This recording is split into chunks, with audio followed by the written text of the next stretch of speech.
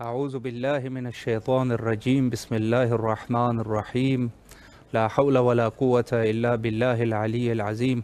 इमाम हुसैन अलैहिस्सलाम 4 आलमी चैनल करबला मुक़द्दसा के ऑनलाइन ट्रांसमिशन प्रोग्राम मारिफत मुंतज़र अजलल्लाहु तआला फ़रजहु शरीफ में आपकी खिदमत में हाज़िर हैं। और हमारी जितनी भी नशरियात है उनको आप मुलाहिज़ा फरमा सकते हैं जादू टीवी, रोको टीवी, अमेज़ॉन फायर टीवी और एप्पल टीवी के ज़रिए से। मुंशी आलिम बशरियत हज़रत इमाम ज़माना अलैहिस्सलाम के उन्वान से हमारी गुफ्तगू का सिलसिला जारी है और मखसूस जो हमारी गुफ्तगू है उसका महवर है मारिफत इमाम ज़माना अलैहिस्सलाम। तो बहरहाल जो मारिफत है, इस मारिफत के लिए ज़ाहिर है कि हमें बहुत सारी चीज़ों की तरफ बहुत सारी बहसें की जा सकती है। इस मारिफत के अंदर बहुत सारे मौज़ूआत पर गुफ्तगू की जा सकती है और इसके लिए हम ज़ाहिर है कि उलमा को दावत करते हैं और उनसे सवालात, जो सवालात मोमिनीन के सवालात होते हैं वही सवालात उलमा की खिदमत में पेश करते हैं और उनके लिए एक माकूल जवाब और इल्मी जवाबात लेते हैं। तो बहरहाल जिस तरीके से मारिफत, चूँकि फरमाया अल्लाह ने कहा अव्वल इल्म मारिफतुल जब्बार, सबसे पहले जो इल्म है वो इंसान का वजीफ़ा जो है, जो सबसे पहला इल्म है वो हज़रत ज़ात बारी ताला की मारिफत हासिल करना है। तो ये बहरहाल जो मारिफत है नहायत ही मुहिम है और ज़ाहिर है कि हदीस कुदसी में भी है कि कुन्तु कंज़न मख़फ़िया फ़अहबब्तु अन उअरफ़ फ़ख़लक़तुल ख़ल्क़ लिकय उअरफ़, यानी मैं एक छुपा हुआ ख़जाना था और मैंने ये बात मुझे अच्छी लगी, मैंने इस चीज़ को पसंद फरमाया कि लोग मुझे पहचाने। जो खिलकत है इसी के लिए मैंने खिलकत की और मैंने पूरे दुनिया के जो इंसान है उसकी खिलकत हुई सिर्फ़ मारिफत के लिए। और फिर हज़रत सादिक़ अलैहिस्सलाम से जब पूछा गया कि वमा खलक़तुल जिन्ना वल इंसा इल्ला लियअबुदून से क्या मुराद है, तो तफ़सीर हमारे पास कुछ इस अल्फाज में आई। फरमाया कि इल्ला लियअबुदून से मुराद इल्ला लियअरिफ़ून है, यानी इंसान और जिन की जो खिलकत है वो फ़कत और फ़कत मारिफत इलाही के लिए है और इसी अमर के लिए ही खिलकत इंसानी हुई। तो बहरहाल बहुत सारी चीज़ें हमारे पास इस मारिफत के, जिसको कहा जाए कि ये एक सरचश्मा है, इंसान की खिलकत ही मारिफत के लिए हुई है। वगरना अगर बात की जाए इबादत की तो ज़ाहिर है मलाइक तो इस काम में जो है वो इस पर अमल पैरा हो सकते हैं, लेकिन ये इंसान की बस की बात नहीं होगी। चूँकि ज़ाहिर सी बात है कि इंसान जो है वो काफ़ी सारे ज़ाहिर है उसको भूख है, यानी उसने खाना खाना है और उसको प्यास लगती है और उसके अलावा शहवत है।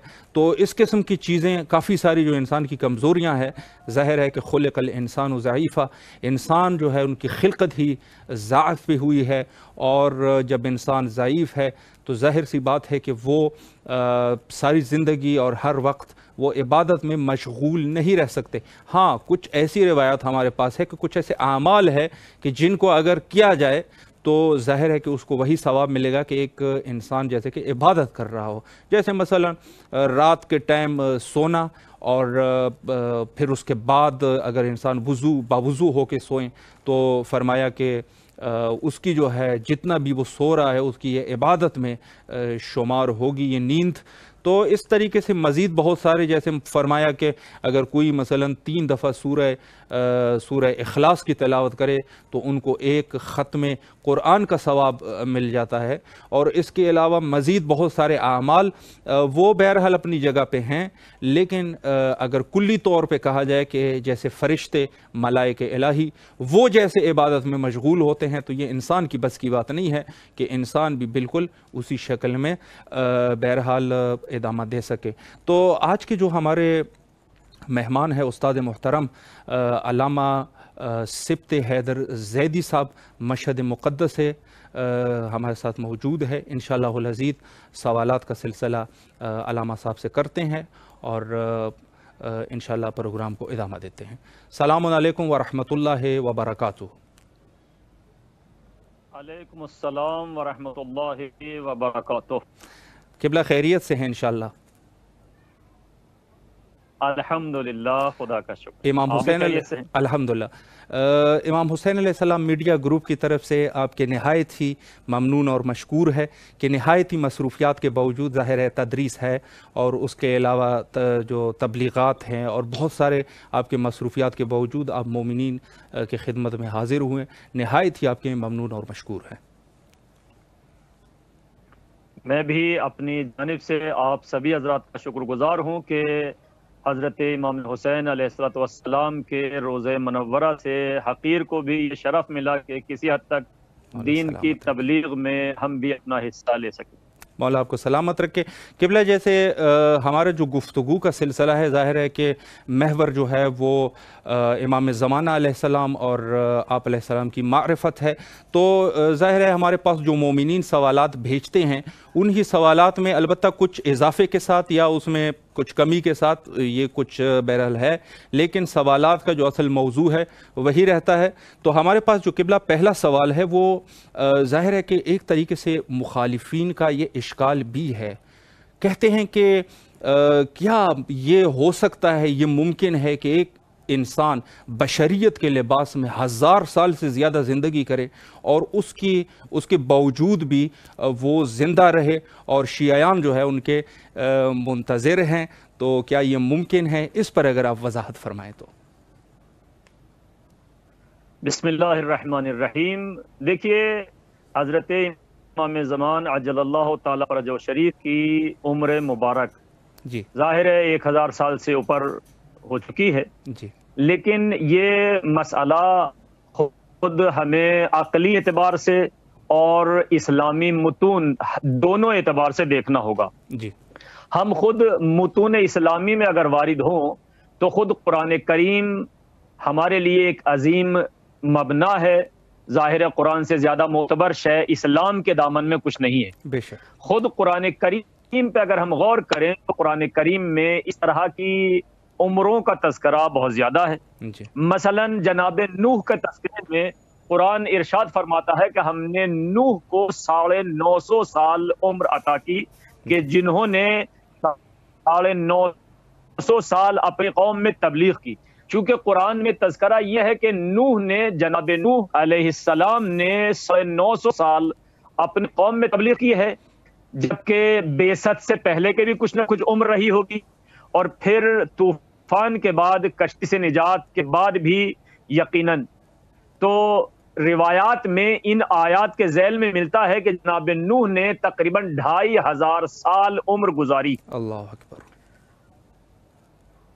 ان کے علاوہ یعنی 950 سال تو فقط یہ وہ ٹائم ہے جو انہوں نے اپنی قوم میں تبلیغ کی ہے۔ بے شک پیدائش سے وفات تک حضرت نوح کی عمر جو روایات خصوصاً حضرت امام جعفر صادق سے سلسلے میں کہ وہ 2500 سال زندہ رہے، لہذا جب 2500 سال کی تاریخ ہمیں ملتی ہے، ان کے علاوہ جناب خضر، جی، ان کے علاوہ خود دوسرے انبیاء کا تذکرہ، جیسے جناب عیسیٰ آج بھی آسمان چہارم پر ہیں لیکن زندہ ہیں، جس کو قرآن خود ثابت کر رہا ہے کہ جناب عیسیٰ کی وفات نہیں ہوئی ہے، ان کو اٹھا لیا گیا ہے۔ جناب خضر تو اسی دنیا میں زندہ ہیں، جن کا تذکرہ جناب موسیٰ کے ساتھ قرآن کریم میں تذکرہ کیا ہے، ایک بندے صالح کے عنوان سے کہ جناب موسیٰ کو ہم نے بھیجا، اور جناب موسیٰ اور خضر کی باہم دوستی کا تذکرہ قرآن میں مفصل ہوا ہے کہ یہ کشتی میں بیٹھے، کشتی میں بیٹھنے کے بعد جناب خضر نے اس میں سوراخ کیا، موسیٰ نے ٹوکا، 2-3 واقعے ہوئے اور اس کے بعد خضر میں اور موسیٰ میں جدائی ہو گئی۔ جی، جناب خضر تمام متون اسلامی کے اعتبار سے آج بھی زندہ ہیں۔ جناب خضر یوسف کی ولادت میں یعنی بنی اسرائیل میں سے نہیں ہیں، وہ جناب موسیٰ سے بھی پہلے سے ہیں، جناب ابراہیم سے بھی پہلے سے ہیں، چونکہ جناب یوسف کی زندگی میں جناب خضر کا تذکرے تاریخ میں ملتے ہیں۔ جی، یعنی اگر جناب عیسیٰ کو 2000 سال ہو چکے ہیں تو جناب خضر کو کئی ہزار سال ہو چکے ہیں، چونکہ وہ جناب موسیٰ سے بھی پہلے ہیں، حتیٰ جناب ابراہیم سے بھی پہلے ہیں، چونکہ جناب یوسف جناب ابراہیم کے پوتے پڑپوتے ہیں، جناب یوسف کے والد جناب یعقوب، جناب یعقوب کے والد اسحاق، اور جناب اسحاق کے والد ابراہیم۔ اس زمانے میں بھی جناب خضر کا تذکرہ ہے، یعنی خضر ان سے بھی پرانے ہیں، یعنی ہزاروں سال تو جب ایک انسان ہزاروں سال اسی دنیا میں لباس بشریت میں زندہ رہ سکتا ہے کہ جس کو قرآن نے تذکرہ کیا ہے، اس کے علاوہ میں اور بات کو آگے بڑھاؤں، بسم اللہ، شیخ صدوق کی ایک کتاب ہے کمال الدین اتمام النعمہ، جی قبلہ، اس میں ایک بحث لائے ہیں المعمرون. جی اس المعمرون میں انہوں نے متعدد افراد کا تذکرہ کیا ہے کہ فلاں بادشاہ 700 سال تک زندہ رہا، فلاں حاکم 500 سال تک زندہ رہا، فلاں نبی کی عمر اتنے 100 سال ہوئی ہے، جی فلاں نبی کو خداوند عالم نے اتنے 100 سال تک زندہ رکھا ہے، جن میں جناب ابراہیم بھی خود 120 سال کے بعد، چونکہ 100 سال کے بعد تو ان کے بچے پیدا ہوئے ہیں. جی یہ جناب اسماعیل و جناب اسحاق کا تذکرہ جو ہے خود قرآن میں شیخ کبیر کا تذکرہ وہاں پہ بالی شیخ کبیر اور اس طرح کی عبارات خود مفسرین کے 100 سال سے اوپر. تو اب یہ 100 سال سے لے کر کے 500 سال، 1000 سال، حتیٰ 2500 سال، حتیٰ کہ خود جناب یونس کے تذکرے میں خداوند عالم یہ کہہ رہا ہے کہ اگر وہ تسبیح کرنے والے نہ ہوتے تو ہم ان کو قیامت تک زندہ رکھتے. قیامت تک زندہ رکھتے کا مطلب یہ ہے کہ دیکھیے قرآنی اعتبار سے حیات اور زندگی امکان میں ہے، چونکہ ایسا نہیں ہے کہ جناب عمر کی کوئی حد معین ہے کہ انسان وہاں تک پہنچ جائے تو پھر اس کو مرنا ہر حال میں ہے. نہیں، ایسا نہیں ہے. یہ تو ہو گیا ہمارے اسلامی متون کے اعتبار سے. قرآن و حدیث سے یہ چیز ثابت ہے کہ بہت سے انبیاء اور بہت سے بادشاہ، بہت سی شخصیتیں، ذوالقرنین جو مفسرین تذکرہ کرتے ہیں کہ 2 قرن، اس 2 قرن کے 2 ترجمے ہیں کہ 2 شاخ والے تھے یا 2 قرن یعنی 2 صدیاں انہوں نے زندگی گزاری ہیں. قرن کو 2 اعتبار سے ترجمہ کیا گیا ہے کہ یا 2 قرن ہے یعنی 2 صدیاں زندگی، یعنی 200 سال. تو اس طرح کی شخصیتیں ہمارے پاس موجود ہیں قرآن کریم میں. یہ تو ہو گیا قرآن کریم کے اعتبار سے. جی لیکن قرآن کریم کے علاوہ خود ہم دیکھتے ہیں عقلی اعتبار سے، جی عقلی اعتبار سے اگر آپ مراجعہ فرمائیں تو دیکھیے موت و حیات کا چونکہ ٹائم معین نہیں ہے، خداوند عالم نے موت کے لیے کوئی وقت معین نہیں کیا ہے، جی کسی انسان کی حد معین نہیں کی ہے. ٹائم معین ہے، وہ علم الہی میں معین ہے کس کو کب موت آنی ہے، لیکن ہمیں نہیں بتایا ہے کہ تمہیں 100 سال تک زندہ رہنا ہے یا 200 سال تک یا 50 سال تک. جی لہذا یہ انسان کے بدن کو اللہ نے اس طرح سے رکھا ہے جی کہ اس میں بچپن سے کچھ پہلے شباب کی منزلیں آتی ہیں، جی ابتدائی زندگی ہے، انسان رشد کرتا ہے، جوانی کی طرف بڑھتا ہے، جی پھر یہی غذائیں، یہی انسان کے ساتھ زندگی کے مراحل، مصیبتیں ہیں، بیماریاں ہیں، حوادث ہیں، اسی انسان کو پھر بڑھاپے کی طرف لے جاتی ہیں. بے شک. لیکن یہی انسان اگر اپنی تمام کے تمام اعتبار سے دیکھ بھال کرے جی تو ہم نے بہت سے دیکھا ہے کہ 100 سال کا بوڑھا ہے لیکن ابھی 40 سالہ جوان لگ رہا ہے، جی چونکہ ابتدا ہی سے اس کی تربیت اور اس کے یعنی غذا کا سلسلہ اور معدے کا سلسلہ اتنا مضبوط اور قوی رہا ہے کہ بوڑھا ہونے کے باوجود بھی جوان نظر آتا ہے. جی خود حضرت ابراہیم کے بارے میں یہی ملتا ہے کہ آپ 120 سال کے بھی تھے لیکن 30 سالہ 40 سالہ جوان لگا کرتے تھے، سبحان اللہ. جو اللہ نے ان کو 100 سال کے بعد بچے عطا کیے ہیں. جی. تو خود عقلی لحاظ سے بھی یہ ایسا نہیں ہے کہ جناب عمر ہو ہی نہیں سکتی. ہمارے پاس شواہد بھی موجود ہیں، جناب عیسیٰ سے لے کر کے جناب نوح تک، انبیاء، غیر انبیاء، بادشاہوں کے تذکرے ہیں کہ جن کو کئی 100 سال اور ملی ہے. عقلی لحاظ سے بھی چونکہ عمر کی کوئی حد معین نہیں ہے، لہذا انسان اگر اپنا خیال رکھے، اب وہ انسان جو کائنات پر باقاعدہ اختیار رکھتا ہے، جو کائنات کی ہر غذا پر اختیار رکھتا ہے، یعنی دیکھیے ہماری گفتگو ایک حجت الہی کے بارے میں ہو رہی ہے کہ جو حکیم ہے، یعنی فقط اور فقط یہی سطح نہیں ہے کہ جناب ایک عام انسان ہے، نہیں، وہ چونکہ طبیعت سے واقف ہے اور طبیعت کے غرائز سے واقف ہے تو یقیناً ایک حکیم، اگر عام انسان حکیم، عادی حکیم اپنی معجونوں کے ذریعے، دوائیوں کے ذریعے اپنی صحت کا خیال رکھ سکتا ہے تو جو حکیم الہی سبحان اللہ کی جانب سے حکیم ہو، اس کو ذرے ذرے کا علم ہے کہ کس میں کیا نقصان ہے، کیا فائدہ ہے. اور پھر ان دونوں باتوں کے علاوہ جب مصلحت الہی اس میں ہو کہ ہمیں آپ کو اتنے سال عمر دینی ہے تو پھر ظاہر ہے اللہ ہی ممیت ہے، اللہ ہی محیی ہے. یعنی یہ پھر اعتقادی گفتگو ہے. یہ ہم نے علمی اور عقلی گفتگو کی کہ باقاعدہ یہ امکان ہے عمر کا، لیکن دوسری طرف کہ اللہ جس کو چاہے زندہ رکھنا یہ پھر اعتقادی مسئلہ ہے. اور واضح ہے کہ اللہ جس کو عمر دینا چاہے اس کو کون کہتے ہیں، جس کو اللہ رکھے اسے کون رکھے. بے شک بے شک بے شک قبلہ. ایک سوال قبلہ ہمارے پاس ہے، علمی سوال ہے، البتہ اس کے بارے میں میں بندہ حقیر بھی دیکھ چکا ہوں. کافی ان کے جو ٹیلی ویژن ہے، جو نواسب کے جو ٹیلی ویژن ہے یا ان کے جو تبلیغات ہے، اس میں انہوں نے ایک اشکال وہ وارد کرتے ہیں. وہ کہتے ہیں کہ خود مذہب شیعہ خیر البریہ کی کتابوں میں کوئی ایک صحیح و سند حدیث نہیں ہے جس سے ثابت ہو سکے کہ حضرت امام مہدی علیہ السلام حضرت امام حسن عسکری علیہ السلام کے بیٹے ہیں. تو اس پر اگر قبلہ آپ وضاحت فرمائیں، نہایت ہی عجیب سا سوال ہے. بہرحال بسم اللہ کیجیے. جی بہرحال مذہب شیعہ میں اس سوال کے جواب میں بہت سی دلائل پیش کی جا سکتی ہیں. جی کچھ دلائل جو ہیں اعتقادی ہیں جی کہ جو تقریباً پورے اسلام سے متعلق ہیں. وہ ہے حدیث پیغمبر کہ من ماتا ولم یعرف امام زمانے ہی ماتا میتتن جاہلیہ، جس کو سنی شیعہ حتی ان مخالفین اور ناصبین نے سب نے لکھا ہے.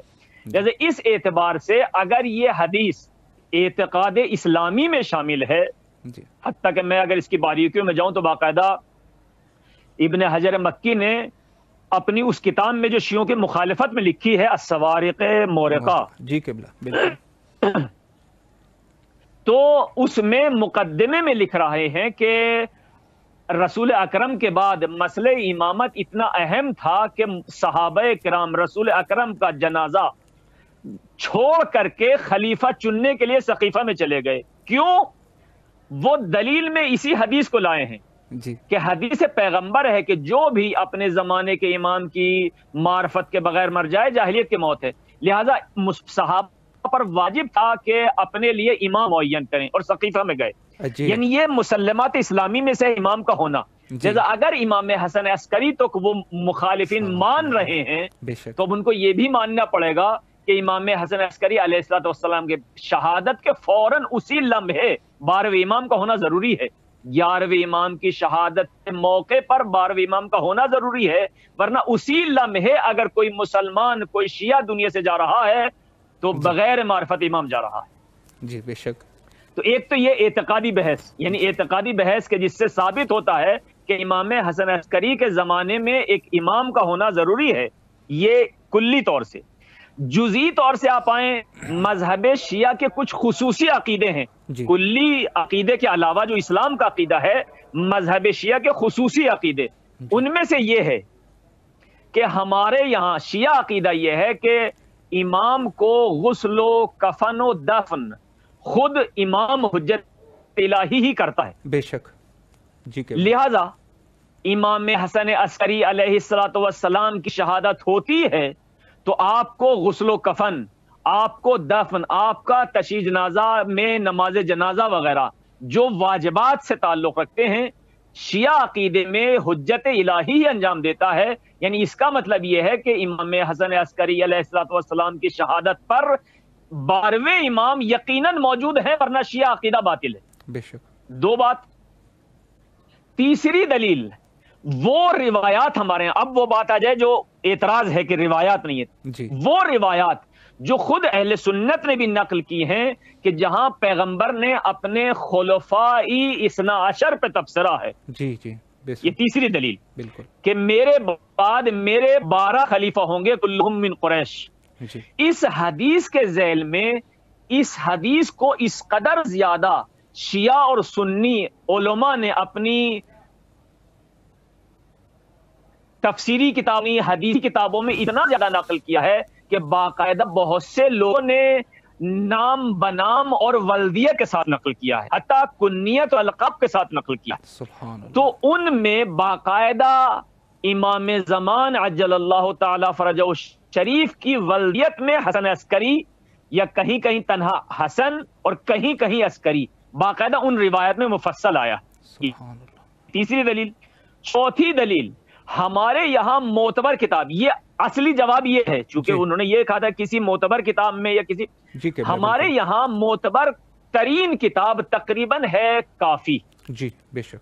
हत्ता के बाज शिया मजहब में ऐसे उलमा भी गुजरे हैं कि जो इस बात पर अकीदा रखते हैं कि काफी काफिल शियतना, जी काफी बगैर किसी बहस और तहकीक के हुज्जत है, जी यानी काफी बिमा हुआ काफी को हुज्जत मानते हैं। अगरचे असर हाजिर के मराजिए तकलीद काफी की हर हदीस को सिलसिले सनद और सिलसिले रिजाली की बहस करने के बाद हुज्जत मानते हैं। मुतलकन हमारे यहाँ मजहब शिया में कोई सी भी किताब सही नहीं है जिसको कहा जाए सही बुखारी है, सही मुस्लिम। हमारे यहाँ सही काफी नहीं है, लेकिन मजहब शिया में इस किताब पर इतना अकीदा और एतबार है कि बहुत से उलमा इसको ऐसे ही मानते हैं जैसे अहले सुन्नत में सही बुखारी को यकीनन काफी हुज्जत।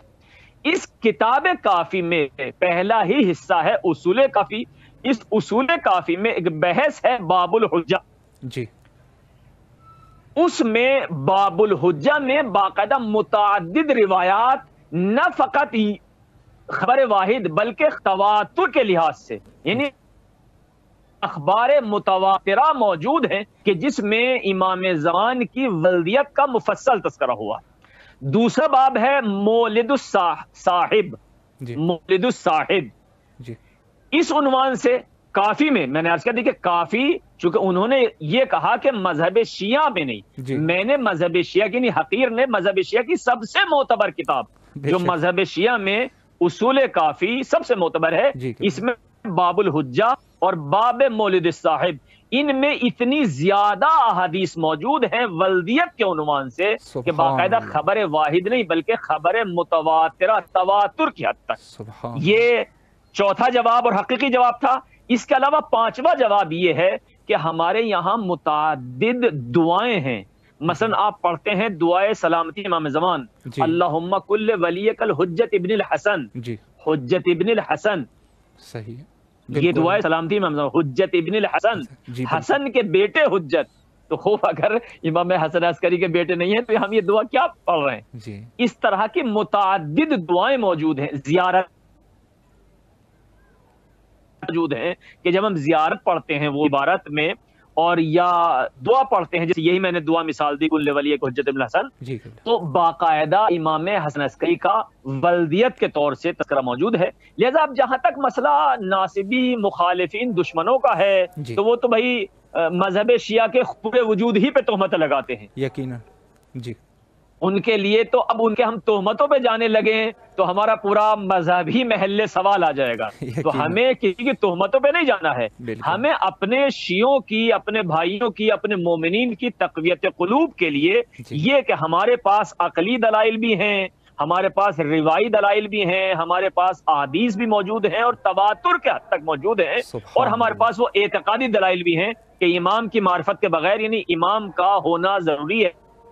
और ये जी किबला इला माशाल्लाह दलाइल हमारे पास मौजूद जी जी, जी। एक सवाल हमारे पास मजीद जो काफ़ी दफ़ा तकरार हो चुका है, यानी मुतादिद मोमिनीन ने ये सवालात बहरहाल इस किस्म के सवालात भेजते हैं, उसमें से एक ये सवाल है कि शायद बहुत सारे मोमिनीन में जहन में ये सवाल हो कि ज़ाहिर है कि एक इंसान जब ज़िंदगी गुजार रहे अपने अहले खाना के साथ, बीवी है, बच्चे हैं, तो क्या इमाम ज़माना अलैहिस्सलाम भी इसी तरीके से ज़िंदगी गुजार रहे हैं, यानी अभी इस दौर ग़ैबत कुबरा में, या फिर इमाम जिस हालत में तन्हा ग़ैबत के पर्दे में जा चुके थे उसी तरीके से आज भी तन्हा है? तो इसके बारे में अगर आप वजाहत फरमाएं तो।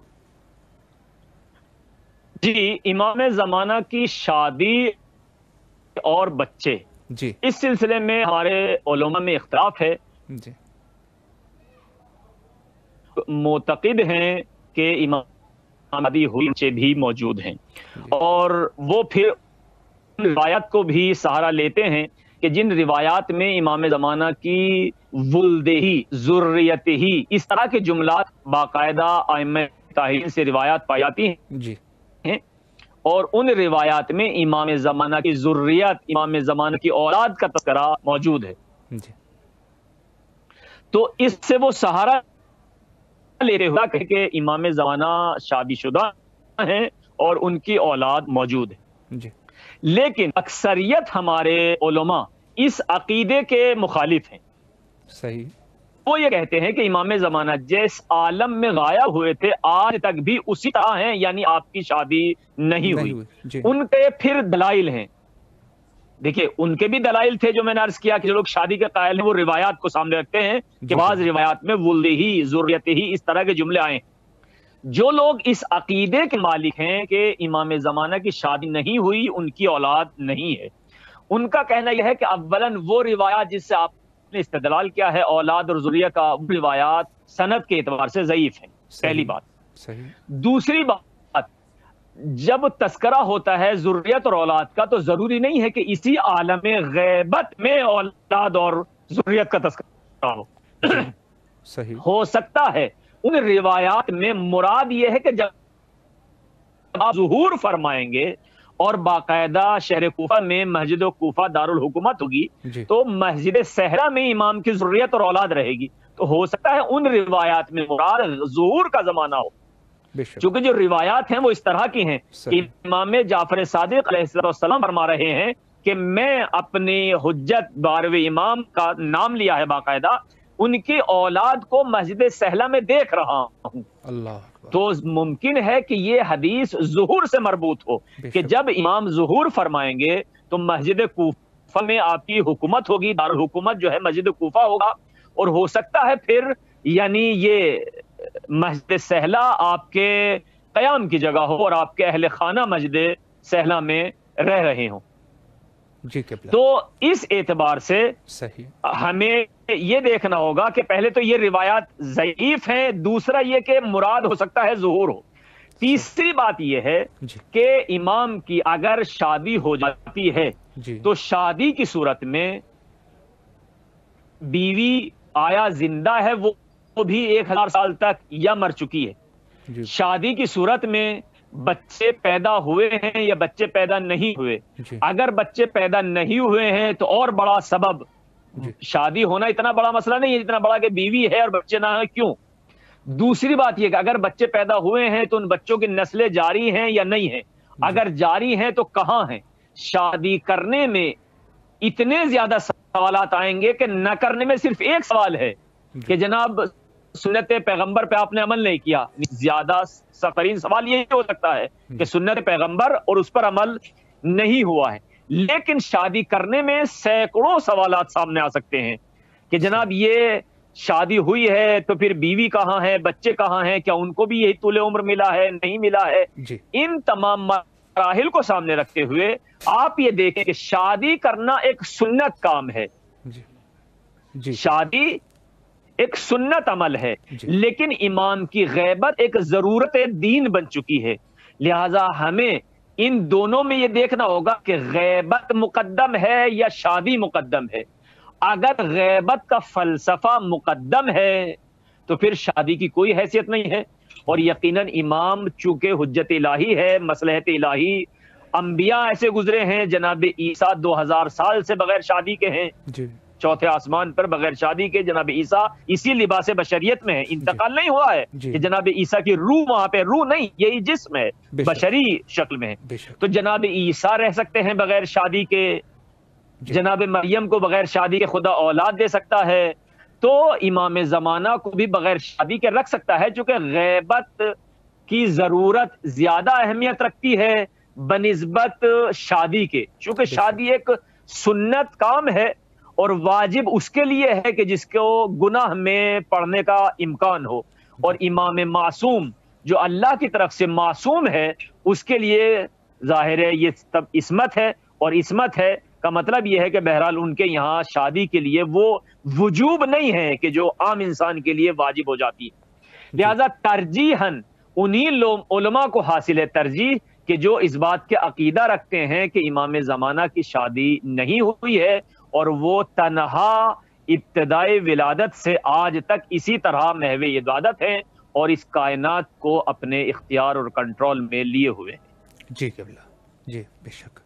किबला हमारे पास 10 मिनट हैं, अगर आप इजाज़त दें तो एक सवाल और है, वो भी आपकी खिदमत में पेश कर लूँ। जी फरमाइए। जी किबला, एक सवाल हमारे पास ये है, ये भी काफ़ी तकरारी सवाल है और व्हाट्सएप के ज़रिए से हमसे काफ़ी मोमिनीन ये सवाल पूछ चुके हैं कि जैसे ज़ाहिर है कि सदका देना है या मसलन दुआएं करनी है या नज़र नियाज का बंदोबस्त करते हैं लोग, इमाम ज़मान अलैहिस्सलाम के लिए सदका भी देते हैं, तो बहुत सारे मोमिनीन का कहना है कि ज़ाहिर है वो तो आमान इलाही में है, तो हमें क्या ज़रूरत है उनके लिए सदका देने की, या मसलन नज़र नियाज उनको तो, इमाम को तो ज़रूरत ही गोया कि इन चीज़ों की नहीं है। तो इसको भी अगर आप वाज़ेह फरमाएँ ताकि ये रब्ह फाम हो जाए। जी देखिए, सदका देना अव्वलन इनमें कोई आपस में तनाकुज़ नहीं है कि जनाब वो हुज्जत इलाही हैं और उनकी बका खुदावंद आलम के हाथ में है और उनकी हयात खुदा के इख्तियार में है और उनको तो ज़ुहूर करना ही करना है, लिहाजा उनके लिए सदक़े का क्या मतलब। जी। सदका अगर इस एतबार से आप दें कि खुदा ना खास्ता उनका कहीं इंतकाल ना हो जाए, जी, तो ये सवाल आएगा कि जनाब उनका इंतकाल होने ही का नहीं है, चूंकि खुदा ने वादा किया है उनको जाहिर करने का और दुनिया को अदल इंसाफ। अगर ये सामने मसला रखा जाए तो बात आती है, लेकिन सदका फकत और फकत जिंदगी में हयात का नहीं होता है जी, बल्कि अमराज, मुश्किलात, हवादिस, हर चीज का सदका होता है। और जहां ताल्लुक है, हमने आइम्मे ताहिरीन की जिंदगी में देखा है कि बाकायदा आइम्मे ताहिरीन खुद पैगंबर अकरम सल्लल्लाहु अलैहि वसल्लम से लेकर के आइम्मे ताहिरीन की जिंदगी में बीमारियां रही हैं। खुद पैगंबर की बीमारी मुताद्दिद वाक़यात मौजूद हैं, जिसमें बेहतरीन दलील हदीस किस्सा है कि हमारे यहाँ हदीस किस्सा कायदा तो फी बदनी ज़ोफ़ा, मैं अपने बदन में कमजोरी महसूस कर रहा हूँ।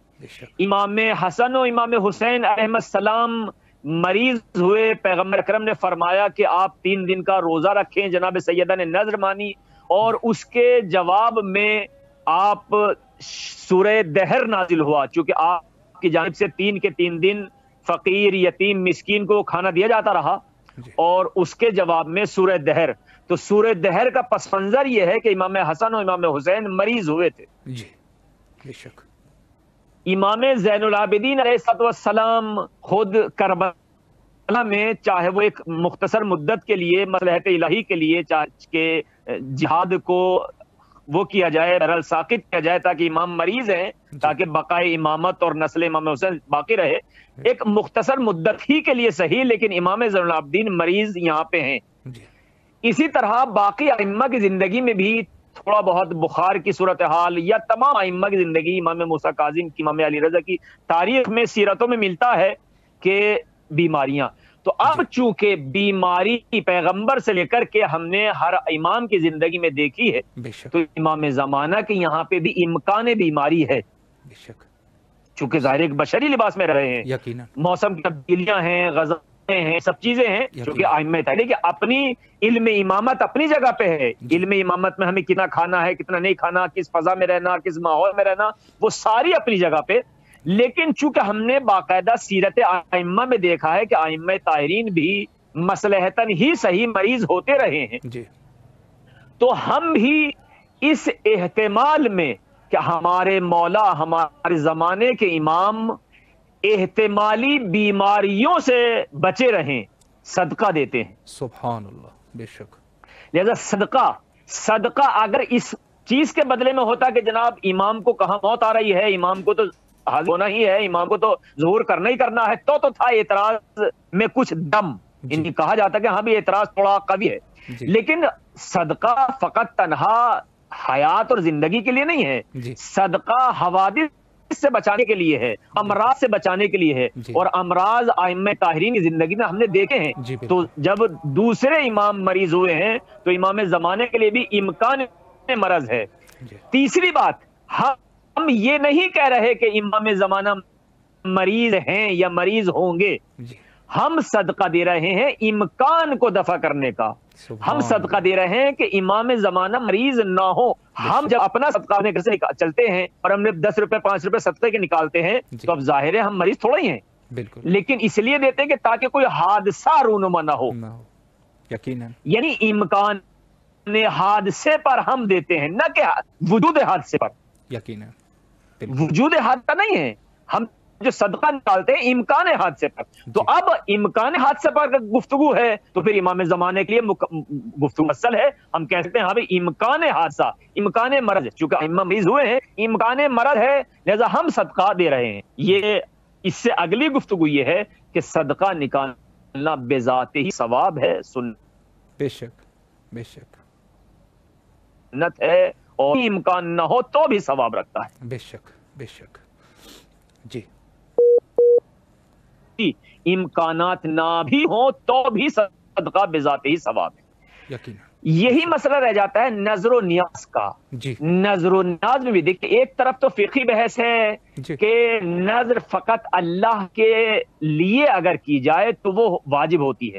اس کے چند شرائط ہیں. ایک تو یہ کہ صرف اللہ کے لیے ہو، دوسری شرط یہ ہے کہ صیغہ نظر جاری ہو. چونکہ نظر میں صیغہ شرط ہے، تنہا نیت کرنا کافی نہیں ہے. بالکل. جیسے کہ نکاح، ہمارے یہاں عقود ہیں، ایقاعات ہیں فقہی مباحث میں، جن میں تنہا نیت کافی نہیں ہے عبادات کی طرح. جی عبادات میں نیت واجب ہے جیسے نماز ہے، روزہ ہے، لیکن عقود اور ایقاعات میں صیغے ہیں. نکاح کی اگر ہم نیت کر لیں کہ میں فلاں لڑکی سے شادی کرتا ہوں قربتاً الی اللہ، تو شادی نہیں ہوگی. جی اس کے لیے ہمیں صیغہ عقد پڑھنا پڑے گا. صیغے اسی طرح نظر میں بھی فقہی اعتبار سے ہمارے یہاں نظر میں صیغہ شرط ہے. جی لہذا دوسری شرط نظر میں، پہلی شرط تو یہ کہ اللہ کے لیے ہو، دوسری شرط یہ ہے کہ صیغہ ہو. ہمارے مومنین معمولاً صیغہ جاری نہیں کرتے ہیں. جی تو بالکل. ایسی نظروں کو کہا جاتا ہے سنت. جی ان نظروں کا ادا کرنا واجب نہیں ہے، جی لیکن یہ شرعن حرام نہیں ہے، شرک نہیں ہے، بدعت نہیں ہے. نظریں ہمارے یہاں تبرکات بڑھتے ہیں. آپ تو امام حسین علیہ السلام کے روزے پر ہیں، وہاں شبانہ روز خیرات اور نظریں بٹ رہی ہیں. بالکل. یہ نظر وجوبی نہیں ہے. اگر کسی نے نظر مان لی ہے تو واجب نہیں ہے کہ ادا کرے. کیوں؟ اولاً تو صیغہ اس میں جاری نہیں ہوا تھا للہ علیہ قضا، مثلا جو صیغہ نظر کا ہے. جی تو اس لیکن سنت ہیں، واجب نہیں ہے. لیکن ہاں یہ کہ آپ نے مانا ہے، آپ خیرات کر رہے ہیں، کرتے رہیے، کار ثواب ہے جو انسان کی زندگی میں قرآن میں بھی، حدیث میں بھی اور فطرت انسانی میں بھی. تو اس عنوان سے امام زمانہ کے نام پر نظر کرنا یا ان کے لیے نظر کرنا یہ بھی کوئی قبیح یا بہرحال غلط فعل نہیں ہے. یعنی میرا مقصد یہ ہے کہ اگر واجب نہ ہو، چونکہ واجب کے لیے وہ صیغہ شرط ہے، تو کم سے کم ایک فعل حسنہ ہے اور نتیجتاً نظر بھی کی جا سکتی ہے، نظر بھی مانی جا سکتی ہے. یعنی صدقہ بھی دینا جائز ہے، نظر ماننا بھی جائز ہے، کوئی قبیح اور قباحت نہیں پائی جاتی. جی قبلہ. جی قبلہ، ہمارے پاس 1-2 منٹ بچے ہیں. اگر آپ امت مسلمہ کو امام زمان علیہ السلام یا کسی بھی عنوان سے کوئی پیغام دینا چاہیں تو بسم اللہ کیجیے. بہرحال اب ہماری اس تمام گفتگو میں پیغام یہی ہے کہ ہم اپنی، چونکہ جہاں سے ہم نے گفتگو شروع کی تھی کہ من ماتا ولم یعرف امام زمانے ہی ماتا میتۃ جاہلیہ، ہمارے جوانوں کو خصوصاً عصر حاضر میں، ہمارے اس عصر حاضر میں کہ جب دنیا میں ایک طرف اتنی ترقی ہو چکی ہے کہ باقاعدہ آپ دیکھ رہے ہیں کہ ہم کہاں آپ بیٹھے ہیں کربلا معلّہ میں، کہاں میں بیٹھا ہوں مشہد مقدس امام علی رضا علیہ السلام کے روزے میں، اور کہاں ہمارے سامعین بیٹھے ہیں دنیا کے مختلف ممالک میں. لیکن یہ دنیا کی ترقی ہے کہ آج ہم آن لائن گفتگو ہیں اور اپنے دنیا کو پہنچا رہے ہیں. دوسری طرف قابل یہ مرض جو سال گزشتہ سے آیا ہے کورونا، جس نے پھر پوری دنیا کو محدود کر کے رکھا ہے. ایسے زمانے میں کہ جہاں ایک طرف ترقی ہو، اس ترقی میں معلوم کتنے گناہوں کے اور کتنے فسادات کے امکان ہوں، ایک طرف اتنے خطرناک مرض اور وبائیں آ چکی ہوں، ایسے عالم میں ضرورت ہے ہر زمانے سے زیادہ کہ اپنے اس منجی عالم بشریت امام زمانہ کو یاد کریں تاکہ وہ ہر لمحے ہماری مدد کر سکے. ہمارا دینی وظیفہ بھی ہے کہ بغیر امام کی معرفت کے اگر دنیا سے گئے ہیں تو کفر کی موت ہے، جاہلیت کی یعنی کفر کی موت ہے. اس عقیدے کے اعتبار سے بھی ہمارا وظیفہ بنتا ہے اور زمانے کے اعتبار سے بھی جیسے جیسے دنیا نامعلوم کیسے کیسے نشیب و فراز کی طرف بڑھ رہی ہے، ہم پر واجب ہے کہ اپنے زمانے کے امام کو اپنے لیے وسیلہ اور اپنے لیے عظیم رہنما کے طور پہ شبانہ روز ان کو یاد کریں، ان کو اپنے دلوں میں ایک ایسی جگہ دیں کہ باقاعدہ ہمارا عقیدہ یہ ہو کہ ہمارا امام ہمارے ہر فعل کو دیکھ رہا ہے۔ قُلِ اعْمَلُوا فَسَيَرَى اللَّهُ عَمَلَكُمْ وَرَسُولُهُ وَالْمُؤْمِنُونَ، یہ خود سورہ توبہ کی آیت ہے کہ اے رسول کہہ دو کہ تمہارے اعمال اللہ دیکھتا ہے، رسول دیکھتا ہے اور ائمہ طاہرین دیکھتے ہیں۔ لہذا ہمارے زمانے کا امام ہمارے اعمال کو دیکھ رہا ہے، اور اس کے علاوہ روایات میں بھی کہ ہر شب جمعہ کم سے کم، ورنہ روایات میں ہے کہ ہفتے میں 2 مرتبہ ہمارے اعمال زمانے کے امام کی خدمت پہ پہنچتے ہیں۔ لہذا ہمیں اس عقیدے کے ساتھ زندہ رہنا چاہیے کہ ہمارا امام ہمیں دیکھ رہا ہے، حاضر و ناظر ہے۔ لہذا ہم کوشش کریں کہ اپنے اعمال سے اپنے زمانے کے امام کو راضی و خوشنود کر سکیں۔ انشاءاللہ مولا قبلہ آپ کو سلامت رکھے۔ ایک دفعہ پھر بھی ہم امام حسین علیہ السلام میڈیا گروپ کی طرف سے آپ کے نہایت ہی ممنون اور مشکور ہیں، اور ہمارے حق میں بہرحال التماس سے دعا آپ کریں، ہماری طرف سے آپ دعا کے طلبگار ہیں، آپ ہمارے حق میں دعا کیجیے۔ ہمارے لیے بھی آپ انشاءاللہ دعا میں یاد رکھیے گا، اور تمام مومنین کو بھی اسی طرح۔ انشاءاللہ فی امان اللہ قبلہ، فی امان اللہ۔ جی یہ تھے ہمارے ساتھ استاد محترم حوزہ علمیہ مشہد مقدس کے استاد جناب علامہ سبط حیدر زیدی صاحب۔ نہایت ہی خوبصورت گفتگو انہوں نے فرمائی، اور جس طریقے سے انہوں نے اشکالات کے جو جوابات دیے، اور بالخصوص وہ روایت والی جو بات ہے جو کافی عجیب سا اشکال ہے، چونکہ ظاہر ہے کہ امام زمان علیہ السلام مذہب شیعہ کا اثاثہ ہے، اور بنیاد ہے جس کو کہا جائے امامت، بحث امامت مذہب شیعہ کا اساس ہے اور بنیادی عقیدہ ہے۔ تو اس پہ بہرحال بہت سارے ایسے اور بھی کافی اشکالات ہیں جو ہم وقتاً بوقتاً انشاءاللہ العزیز علامہ صاحب جیسے، یا علامہ صاحب کو دوبارہ انشاءاللہ کبھی کسی وقت انشاءاللہ زحمت دیں گے، تاکہ مزید بھی اسی طریقے سے یہ سوالات جو ہے وہ بالکل حل ہو جائے اردو زبان میں۔ چونکہ ظاہر ہے ایک چیز جو ہمارے پاس نہایت ہی افسوس کے ساتھ یہ کہنا پڑ رہا ہے کہ باقی سارے چیزوں میں البتہ کچھ چیزیں ہیں جو واقعاً ہونے چاہیے تھے اور وہ ہو بھی گئے، لیکن یہ مسئلہ جو کہ امام زمان علیہ السلام اور امامت کا مسئلہ، تو اس پہ نہایت ہی کم طریقے سے، یعنی کام ہوا ہے لیکن نہایت کم۔